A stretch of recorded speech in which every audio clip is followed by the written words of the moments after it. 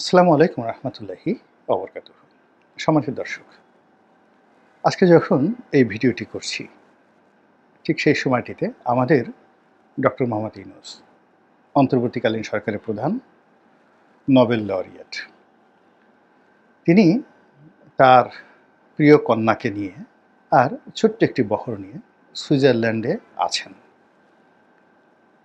একটি সম্মেলন, সেই সম্মেলনে তিনি অংশগ্রহণ করবেন এবং এই সম্মেলনে আপাতত আমাদের কোনো স্বার্থ নেই, আপাতত কোনো ভবিষ্যৎ নেই। এই সম্মেলনে সাধারণত বাংলাদেশ যায় না। ওয়ার্ল্ড ইকোনমিক ফোরাম, এখানে বাংলাদেশ সাধারণত যায় না। এর কারণ হলো এখানে যে সকল অর্থনৈতিক বিষয় নিয়ে আলোচনা হয়, যে সকল বিষয় নিয়ে সিদ্ধান্ত হয় এবং এখানে যারা স্বার্থ সংশ্লিষ্ট রাষ্ট্র, তাদের সঙ্গে আমাদের যে লেনাদেনা বা দ্বিপাক্ষিক যে লেনাদেনার যে বিষয়াদি, এগুলোর কোনো এখানে কোনো স্কোপ নেই। আমাদের যে ব্যবসা বাণিজ্য এর বিরাট অংশই এখন ভারতের সঙ্গে হয়, অলমোস্ট 60%, বাকিটা চীনের সঙ্গে হয়। কিছু মৌলিক বিষয়াদি রয়েছে যেগুলো আমদানির ক্ষেত্রে খুব মৌলিক পণ্য জার্মানি থেকে হয়, ইউএসএ থেকে হয়, অস্ট্রেলিয়া থেকে হয়, মধ্যপ্রাচ্য থেকে হয় এবং এগুলো আন্তর্জাতিক টেন্ডারের মাধ্যমে হয়।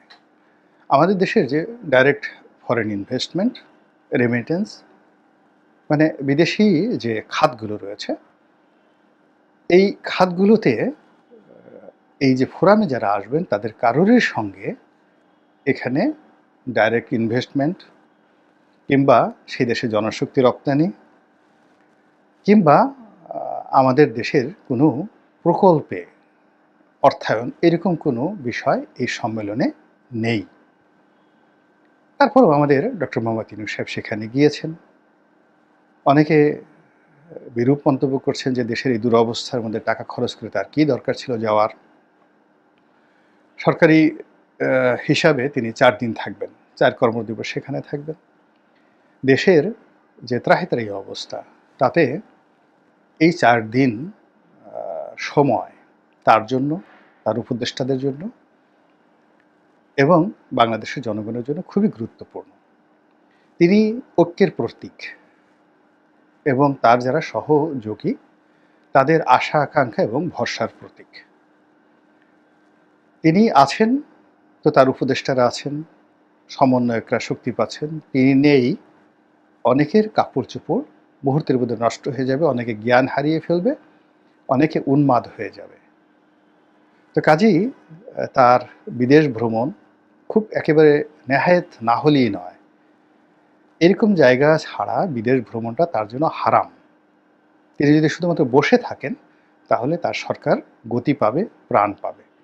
তিনি যদি বাংলাদেশে শুধু ঘোরাফেরা করেন, টেকনাফ থেকে তেঁতুলিয়া যান, তার জন্য, তার সরকারের জন্য খুবই গুরুত্বপূর্ণ হয়ে পড়বে। কিন্তু সেটি না করে তিনি এই ক্ষমতা গ্রহণ করার পর 5 মাসের মধ্যে কতবার বিদেশে গেলেন। আমরা দীপুমণিকে গালাগালি করেছি, এখন দেখি আমাদের বুড়ো দীপুমণি সেই 5 মাসের মধ্যে কতবার গেলেন। এসেই তিনি আমেরিকাতে গেলেন, মানে জাতিসংঘে গেলেন, তারপরে শেষে ইন্দোনেশিয়াতে গেলেন, এরপরে সেই আর কোন কোন দেশে যেন গেলেন আমার এত মনেও থাকে না। আবার এই যে এখন এখানে গেলেন, মধ্যে আবার মিশরেও গিয়েছিলেন। মানে অলমোস্ট এভরি মান্থ। মানুষের তো একটা যাকে বলা হয় সহ্য শক্তি আছে, তার এই ৮৬ বছরের শরীর নিয়ে ট্রাভেল করাটা আসলে কোনো অবস্থাতেই বৈজ্ঞানিকভাবে বা মেডিকেল সায়েন্স অনুযায়ী অ্যাপ্রোপ্রিয়েট না, বরং তিনি এখানে থাকলে অনেকটা ভালো থাকেন। এই গেল মানে একদম রিয়েলিটি, একদম রিয়েলিটি। বলে না যে তোমরা রিয়েলিটি মেনে নাও, তো ডক্টর মোহাম্মদ ইউনূসের জন্য এটা হলো প্রথম রিয়েলিটি। দ্বিতীয় রিয়েলিটি হলো যে তিনি যে কোনো সময় ভেঙে যেতে পারেন, পালিয়ে যেতে পারেন, চলে যেতে পারেন, এরকম একটা ভয় আতঙ্ক জনগণের মধ্যে কাজ করে, তার সহযোগীদের মধ্যে কাজ করে, আর তার যারা ঘনিষ্ঠ বন্ধু তারা এটা বিশ্বাস করে। এর কারণটা হলো যে এর আগে তিনি রাজনীতি করার ইচ্ছা করেছিলেন ১/১১ সময়টিতে। তো অনেক দিন তিনি ১/১১ যারা কুশীলব তাদেরকে ঘোরালেন, আসবেন কি আসবেন না। তারপরে আবার যখন তিনি নিজে না এসে তার বন্ধু এই ফখরুদ্দিন সাহেব তাকে দিলেন, দেওয়ার পরে বন্ধু-বান্ধবের পরামর্শে তিনি একটা রাজনৈতিক দল করার জন্য মনস্থির করলেন, যেন দীর্ঘমেয়াদে বাংলাদেশে একটা ইতিহাস সৃষ্টি করতে পারেন। কিন্তু দেখা গেল যে এখানে কিছু বাস্তব সমস্যা আছে। সেই সমস্যাগুলো দেখে তিনি ভয় পেয়ে গেলেন এবং এয়ারপোর্টে এসে কান ধরে তিনি তওবা করলেন, আর এই কাজে তিনি জড়াবেন না। ফলে তার সাথে যারা নেমেছিলেন, বলতে গেলে সবাই বিপদে পড়লেন, অনেকে বেজ্জিত হয়ে গেলেন, অনেকের রীতিমতো বাকরুদ্ধ অবস্থা তৈরি হয়ে গেল। তো ওই মানুষগুলো এখন যে কথাগুলো বলছে পর্দার আড়ালে, যে উনি আবারও উড়াল দিতে পারেন, ফুরুত করতে পারেন, যে কোনো সময় চলে যেতে পারেন, অসুস্থ হয়ে যেতে পারেন, দেশের মধ্যে অসুস্থ হতে পারেন, দেশের বাইরে অসুস্থ হতে পারেন, এই কথাগুলো বাজারে ভীষণ রকম আলোচনা হচ্ছে এবং এই কারণে আতঙ্ক আরও বেশি বেড়ে গেছে। এবং এখন আপনি যদি এই আজকের এই দিনটিতে উনার বেশ কয়েকজন যে সকল বয়স্ক উপদেষ্টা রয়েছে, আমি নাম বললাম না, সবাই সম্মানিত, তো তাদের যেই বুকের উপর যদি আপনি সেই স্টেথোস্কোপ যন্ত্র, যেটা দিয়ে হার্টবিট মাপে, ওটি এখন গিয়ে ধরেন, দেখবেন যে ওখানে কিভাবে ধক ধাক ধাক ধাক করছে, দিল কিউ না ধাক ধাক করে। আর যত উপদেষ্টা রয়েছেন তাদের নাভির ওখানে যদি মেশিনটা ধরেন, দেখবেন সেখানে চিন চিন, ভীষণ রকম চিনচিনে শব্দ করছে সবারই, যে কি অবস্থা। ওনার এই অবর্তমানে সকলের মধ্যেই এই যাকে বলে অনিশ্চয়তা দেখা দিয়েছে।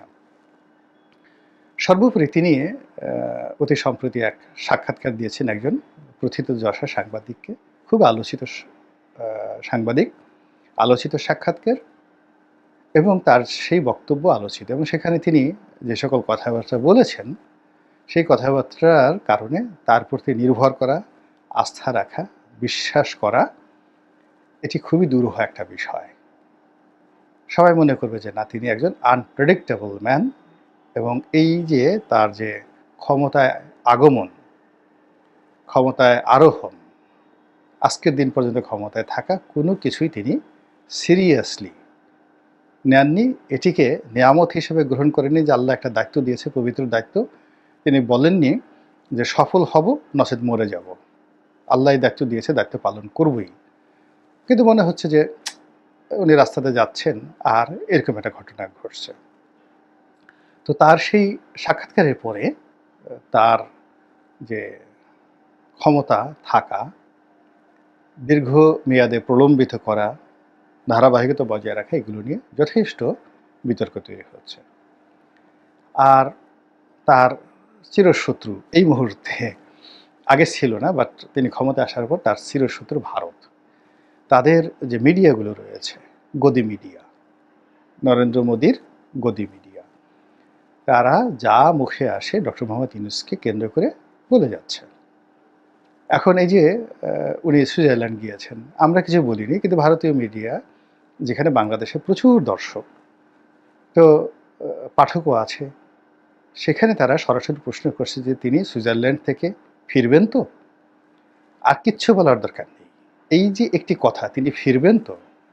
তো এই খবরটি ছাপা হওয়ার সঙ্গে সঙ্গে বা এই ধরনের প্রশ্ন উত্থাপন করার সঙ্গে সঙ্গে উনার যারা সহযোগী, তাদের যে হার্টবিট বেড়ে গেল, মানুষের মধ্যে যে একটা যাকে বলা হয় বিতর্ক তৈরি হলে, অবিশ্বাস তৈরি হলে, এটি কিন্তু বন্ধ হবে না।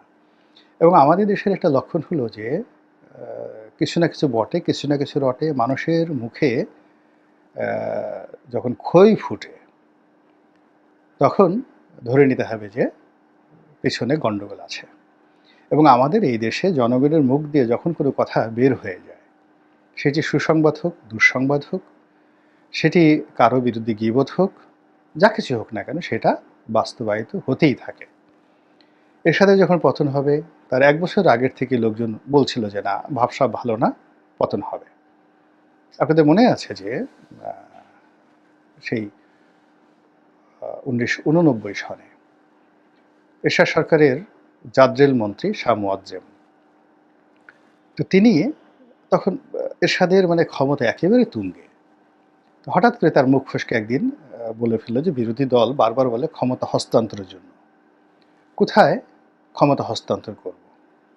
0 পয়েন্টে নাকি বঙ্গবন্ধু এভিনিউতে? তো তিনি এটি স্যাটায়ার করে ঠাট্টা করে এই কথাগুলো বলেছিলেন। তিনি আরও বলেছিলেন যে ২ মহিলার মিলনে কোনো কিছু উৎপন্ন হয় না। অর্থাৎ শেখ হাসিনা এবং খালেদা জিয়ার মধ্যে যে রাজনৈতিক ঐক্যটা এরশাদ বিরোধী আন্দোলনে হয়েছিল সেটা নিয়ে তিনি কটাক্ষ করেছিলেন।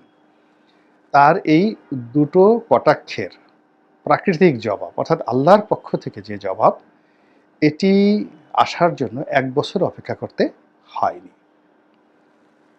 সিমিলারলি বিএনপি সরকারের প্রথম দফার পতন ৯১ থেকে ৯৬, আওয়ামী লীগ সরকারের প্রথম দফার পতন ৯৬ থেকে ২০০১, মানুষ ১ বছর আগের থেকেই বলে দিচ্ছিল। সালাউদ্দিন কাদের চৌধুরী একদিন একবার বলে ফেললেন যে আগে শুনতাম যে কুকুরে লেজ নাড়ায়, এখন দেখি লেজে কুকুর নাড়ায়। নিজের দলের লোক বলে ফেলছিল। আরেকটা বক্তব্যে তিনি বলেছিলেন যে একজন আছেন তার পিতার প্রেম নিয়ে শেখ হাসিনাকে কটাক্ষ করে, আরেকজন আছেন তার সন্তানের প্রেম নিয়ে। ছেলেদের কোনো প্রসঙ্গ আসলে দুনিয়ার কোনো কিছুই তিনি শুনতে রাজি হন না। বেগম জিয়াকে ইন্ডিকেট করে সালাউদ্দিন কাদের চৌধুরীর বক্তব্য। এবং এই দুটো কারণে, মানে পিতৃপ্রেমের কারণে শেখ হাসিনার পতন হবে, আর সন্তান প্রেমের কারণে খালেদা জিয়ার পতন হবে। ঐতিহাসিক সেই বক্তব্য। এখন দেখেন, শেখ হাসিনা সব জায়গাতেই বঙ্গবন্ধুকে লাগবে, মূর্তি লাগবে বঙ্গবন্ধুর, ছবি লাগবে বঙ্গবন্ধুর, নাম লাগবে বঙ্গবন্ধু, রাস্তা লাগবে, ব্রিজ লাগবে, কালভার্ট লাগবে, হাসপাতাল লাগবে, সব জায়গাতে শুধু বঙ্গবন্ধু বঙ্গবন্ধু বঙ্গবন্ধু। ফলে কি হলো, একটি মহান মানুষের নাম, তার ব্যক্তিত্ব, তার রূপ মাধুর্য মানুষের কাছে রীতিমতো শেখ হাসিনার কারণে একটা তুচ্ছ তাচ্ছিল্যের বিষয় হয়ে গেল। অথচ এই কথাগুলো কিন্তু সালাউদ্দিন কাদের চৌধুরীর মতো মানুষ সাহস করে এই কথাগুলো বলেছিলেন এই বাংলার জমিনে। বিএনপিকে নিয়েও বলেছিলেন, বিএনপিতে থেকে, আর আওয়ামী লীগকে বলেছিলেন। এবং এই যে শেখ হাসিনার যে প্রতিহিংসা পরায়ণতা, তার পতনের অন্যতম কারণ হলো তিনি মাঝে মধ্যে বিভিন্ন লোককে হিংসে করতেন, বিভিন্ন রকম হিংসা করতেন। কেউ জ্ঞানী হলে তার হিংসা লাগতো, কেউ সুন্দরী হলে, বেগম জিয়াকে তিনি পছন্দ করতেন না, এর কারণ হলো তিনি সুন্দরী, অন্য কোনো কারণ নেই। তারপর তিনি কোনো জ্ঞানী পণ্ডিত ব্যক্তি যারা তার চেয়ে বেশি বুঝে বলে তার মনে হয়, তাদেরকে অপমান করা, লাঞ্ছনা দেওয়া, গঞ্চনা দেওয়া তার মূল কাজ, ঈর্ষাপরায়ণতা। তারপর কেউ যদি ভালো বক্তৃতা দেন, সেটা তোফায়েল সাহেব হোক, আমু সাহেব হোক, রাজ্জাক সাহেব হোক, কিংবা সেই ঢাকার মেয়র হানিফ সাহেবের মতো কিংবদন্তির বক্তা, কিংবা সাবেক ছাত্রলীগ নেতা, প্রখ্যাত বক্তা, বাংলার ইতিহাসে যাকে বলা হয় বক্তৃতার চারণ কবি, স্বাধীনতা উত্তর সময়ে যেমন নূরে আলম সিদ্দিকী সাহেবের যে বক্তব্য, তাকে রাজনীতির ময়দানে যেমন চারণকবি বলা হতো, স্বাধীনতা পরবর্তী সময়ে ফজলুর রহমানের চেয়ে ভালো বক্তা বাংলাদেশে এখন পর্যন্ত আসেনি। তো এই যাদের নাম বললাম, তাদেরকে অপমান করা, হেয় করা, ছোট করার জন্য শেখ হাসিনা তার সর্বশক্তি তিনি ব্যয় করেছেন। তো আর এই মানুষগুলো, যেমন মেয়র হানিফ, তার জীবন দিয়ে তিনি প্রমাণ করেছেন যে শেখ হাসিনার হিংসা সত্ত্বেও তিনি বঙ্গবন্ধু কন্যাকে বাঁচিয়েছেন। তো এটা বঙ্গবন্ধুর জন্য। এনিওয়ে, তো সেই শেখ হাসিনার যে ঈর্ষাপরায়ণতা, সেটাকে কটাক্ষ করার জন্য তিনি, সালাউদ্দিন কাদের চৌধুরী, একটি বিশাল বক্তব্য তিনি দিয়েছিলেন। সেই বক্তব্য হলো যে একবার সালাউদ্দিন কাদের চৌধুরীর যে জাহাজ ছিল, কিউসি শিপিং কর্পোরেশনের 4টা না 5টা জাহাজ ছিল। তো এরকম একটা জাহাজে স্বর্ণচুলা চালানি হয় শেখ হাসিনার জমানাতে। এই জাহাজ চেক করা হলো এবং পত্রিকায় খবর বের হলো যে সিঙ্গাপুর থেকে তার জাহাজে সোনা আনা হয়েছে। তো এটা নিয়ে শেখ হাসিনা ক্ষমতায়, সালাউদ্দিন কাদের চৌধুরী জিজ্ঞাসা করা হলো যে আপনার বক্তব্য কী? তো উনি বললেন যে ওনার চারিদিকে এত সোনা, উনি সেই সোনার দিকে না তাকিয়ে, সেই সোনার টান না দিয়ে আমার সোনা ধরে কেন টানাটানি করছেন, আমি এটা বুঝতে পারছি না। তো এই যে তার যে ঈর্ষা, এটা একটা ঈর্ষাকে কেন্দ্র করে সালাউদ্দিন কাদের চৌধুরীর জাহাজই তাকে তল্লাশি করতে হবে এবং ওখান থেকে তার স্বর্ণ বের করতে হবে। তো সেই কথাটাকে চ্যালেঞ্জ করে সালাউদ্দিন কাদের চৌধুরী যে স্যাটায়ার করেছেন, এটা যদি বোঝার ক্ষমতা শেখ হাসিনার হতো, আজকের পরিণতি তাকে ভোগ করতে হতো না। তো এখন ডক্টর মোহাম্মদ ইউনূসেরও এরকম কতগুলো সমস্যা রয়েছে। বিএনপির যে সমস্যা, খালেদা জিয়ার যে সমস্যা, তারেক জিয়ার যে সমস্যা, জয়ের যে সমস্যা, পুতুলের যে সমস্যা, শেখ হাসিনার সমস্যা, সবারই আলাদা আলাদা সমস্যা। এবং এই সমস্যাগুলো যারা সাহস রয়েছেন তারা কিন্তু নির্দ্বিধায় অকপটে বলেছেন। ডক্টর মোহাম্মদ ইউনূসেরও কতগুলো সমস্যা আমরা এই সময়ের মধ্যে দেখেছি, যেগুলো আমরা আগে বুঝতে পারিনি। যেমন তার চট্টগ্রাম প্রীতি, সব কিছুতেই চট্টগ্রাম লাগবে। তার এনজিও প্রীতি, তৃতীয়ত তার গ্রামীণ ব্যাংক প্রীতি, চতুর্থত তিনি শুধু কথা বলবেন আর কারো কথা শুনবেন না, পঞ্চমত তার একটা আত্মবিশ্বাস, তিনি যা বলবেন সেটাই সত্য এবং সেটাই জনগণ মেনে নেবে এবং বিশ্বাস করবে। এবং এই জিনিসগুলো এমন ভয়ঙ্কর পরিস্থিতি তৈরি করেছে, এর কারণ হলো অন্যান্য রাজনৈতিক দলগুলোর সংগঠন আছে, আত্মীয় আছে, স্বজন আছে, বন্ধুবান্ধব আছে, পরিবার আছে, সুশিক্ষিত প্রশিক্ষিত আন্ডারওয়ার্ল্ডের ডনরা থাকে, সব মিলিয়ে তাদের অপকর্মগুলোকে সামাল দেওয়ার জন্য দেয়ার আর হিউজ মেশিনারিজ। কিন্তু ওনার তো কিছুই নেই। কিন্তু ওনার এই যে সমস্যাগুলো, এই ৪-৫ মাসের মধ্যেই সমস্যাগুলো এত প্রকট আকার ধারণ করেছে, যার ফলে তার ব্যর্থতার যে গ্লানি এবং ব্যর্থতার যে খতিয়ান, এটা এত বড় হয়ে গেছে, সেটা ওনার পক্ষে সামাল দেওয়া সম্ভব নয়। আর এ কারণেই এই যে তার যে পালানো, ব্যর্থ হওয়া, এই বিষয়গুলো নিয়ে আলোচনা করা হচ্ছে। তো তিনি পালাবেন কেন? This is the question. তিনি পালাবেন কেন? এর কারণ হলো মোকাবেলা করার জন্য, যুদ্ধ করার জন্য, টিকে থাকার জন্য যে উপকরণগুলো দরকার, তার একটা উপকরণও তার নেই। যেমন তার সাথে পশ্চিমে অনেকের বন্ধুত্ব, আমরা দেখে দূর থেকে হিলারি ক্লিন্টনের সাথে তার বন্ধুত্ব, অমুকের সাথে বন্ধুত্ব, ইটস এ জাস্ট শোপিস। আমি যদি এখন আপনি আমাকে পাঠান দিল্লিতে, আমি নরেন্দ্র মোদীর সঙ্গে একটা ছবি তুলে আসতে পারবো। আপনি যদি আমাকে মুম্বাইতে পাঠান, আমি শাহরুখ খান, অমিতাভ বচ্চন সবার সঙ্গে ছবি তুলে আসতে পারবো। তারপরে আদানির সঙ্গে, এরপরে নীতা আম্বানির সঙ্গে, তারপরে নীতা আম্বানির হাজব্যান্ড, তার সঙ্গে ছবি তোলা থেকে শুরু করে সব কিছু আমি করে আসতে পারবো। এবং সেই ছবিগুলো যদি আমি মার্কেটিং করতে থাকি, আপনারা মনে করবেন যে মিস্টার রনি, ও মাই গড, বিশাল কিছু একটা হয়ে গেছে। আমি যদি ইংল্যান্ডে যাই, আমার পক্ষে বাকিংহাম প্যালেসে ঢুকে রাজার সাথে হ্যান্ডশেক করে ছবি তোলা অসম্ভব বিষয় নয়।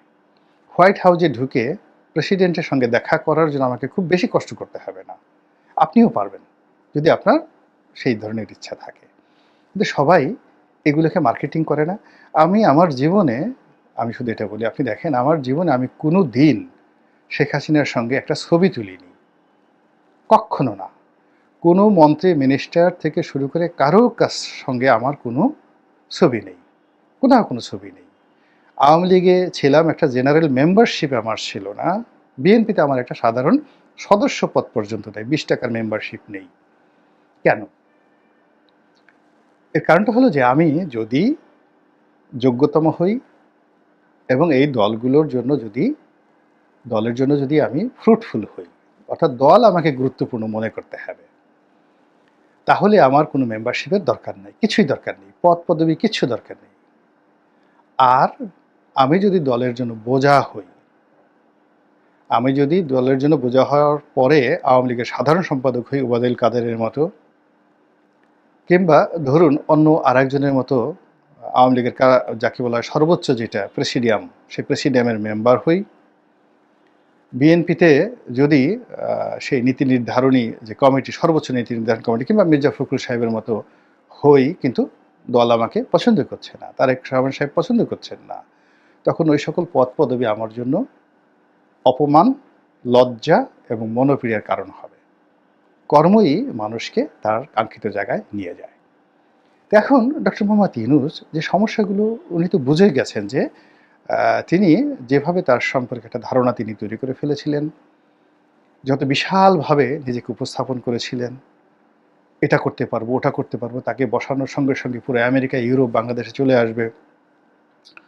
ব্রিটেনের রাজা তার বাকিংহাম প্যালেসের সেই কোহিনূর যে হীরা, সেটা বাংলাদেশে পাঠিয়ে দেবে। এমনকি বাংলাদেশের ডক্টর মোহাম্মদ ইউনূস যদি চান তাহলে ব্রিটিশ মিউজিয়াম থেকে যে সেই ময়ূর সিংহাসন আছে সেটাও বাংলাদেশে আসতে পারে কয়েকদিনের জন্য। এটা কোনো ব্যাপার না। বাংলাদেশের মানুষ যদি চায়, মিশরের প্রেসিডেন্ট সিসি তিনি তার জাদুঘর থেকে তাদের যে কিংবদন্তি রাজা রামসিস দ্য সেকেন্ড ফেরাউন, তাকেও বাংলাদেশে এই জাস্ট দর্শনের জন্য কয়েকদিন পাঠিয়ে দিতে পারেন। এইরকম আশা আকাঙ্ক্ষার বিপরীতে হোয়াট ইজ দ্য রিয়েলিটি, বাস্তবতাটা কি, এটা উনি বুঝতে পেরেছেন। আর এই বাস্তবতা মোকাবেলা করার জন্য ওনার যেই রিসোর্স দরকার সেই রিসোর্স যে নেই, এটাও উনি বুঝতে পেরেছেন। আর ওনার এই যে আন্ডারস্ট্যান্ডিং, এটা ওনার চোখে মুখে হাঁটা চলায় কথাবার্তায় পোশাক পরিচ্ছদে ফুটে উঠছে। আর এই কারণেই এত বিতর্ক, এত আলোচনা, এত সমালোচনা। আল্লাহ আমাদের সবাইকে হেদায়েত দান করুন এবং হেফাজত করুন। আসসালামু আলাইকুম রহমতুল্লাহি ওয়া বারাকাতুহু।